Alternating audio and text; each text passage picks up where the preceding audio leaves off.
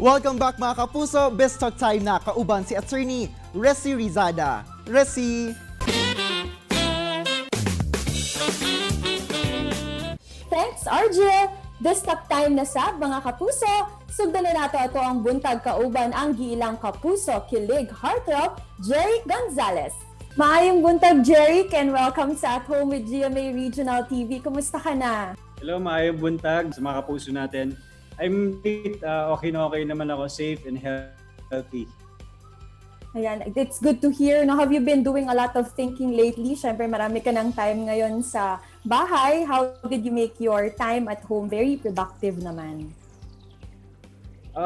Siyempre at first medyo mahirap mag-adjust kasi busy sa taping dati and puyat. Pero ngayon dito ka lang sa bahay. So medyo at first medyo nakaka-bored. Pero pag ginawa mong productive yung bawat araw mo, mas ma-divert mo yung attention mo sa ibang bagay. Like ako, nagko-cover ako ng mga kanta ngayon. And then nagti-TikTok na rin. And ina-manage ko ng mas magandang feed yung Instagram ko. Inaayos ko lahat, parang ganun. Yeah, that's good to hear. Also, syempre, a lot of your followers and fans are looking forward sa iyong daily routine, Jeric. And I'm sure itong time na to, ang dami nating oras para magmuni-muni, and you've really come a long way since your Protégé days. Siguro kung i-compare mo yung Jeric noon at saka Jeric ngayon, ano na yung mga pagbabago sa'yo? Yung Jeric nung Protégé, though masipag na talaga ako noon and responsible na ako, and dedicated na ako sa work. Mas lalo na dagdagan yon. Siguro nagbago ngayon, mas alam ko na yung mga priorities ko and time management. Like these times na nandito ka lang sa bahay, syempre mas prone ka sa matutulog ka lang, tatamarin ka, pero hindi, kailangan mo siyang labanan and maging productive yung araw mo, mag-workout ka, tapos matuto ka ng mga ibang bagay. Like ako, inaaral ko ini-enhance ko yung singing skills ko, yung music ko, nagpa-piano na ulit ako, naggitara. So, ayun, mas na ako ngayon, tawag doon, mas may priority and time management na ako. Ayun. At saka dahil pinag-uhusayan mo nga every aspect of your life, sobrang pinag-uusapan ng iyong mga intense na mga scenes sa Magkaagaw. Naku, gaano ka-challenging ang mag-portray ng role bilang Gio sa Magkaagaw?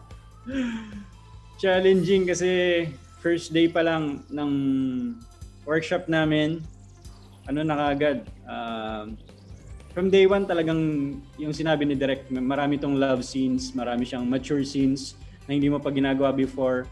So kailangan ma-overcome mo yung transition mo from cutie, yung mga rom-com, into a mas mature na role na may tatay ka na dito, and then eventually magkaroon ng mistress and ayun, mga love scenes. So mahirap siya, challenging, and yung mga pinaghuhugutan niya hindi biro, kaya talagang nakikinig kami from our co-actresses like mga veterans, si Miss Cheryl Cruz and Miss Sunshine Dizon, na nandyan para tulungan kami ang director namin. So ayun, nagagawa naman namin ng maganda yung role. And you are really doing great kasi evident naman yon sa feedback na nakukuha mo syempre sa lahat ng mga sumusubaybay sa Magkaagaw.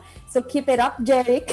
And eto naman, syempre na-mention mo kanina, you've been honing your skills not only sa acting but also sa singing, and you've just recently launched nga your second single na Line to Heaven. Ayan. Baka pwede mo namang pagbigyan kami ng konting favorite lines mo sa song, Jeric. Pwede. Sige. Yay! Kaya ako dito, prepared ako may gitara ako. Pinaghandaan! Yay! Para sa buong Mindanao. Jeric Gonzales. Why did it have to end this way?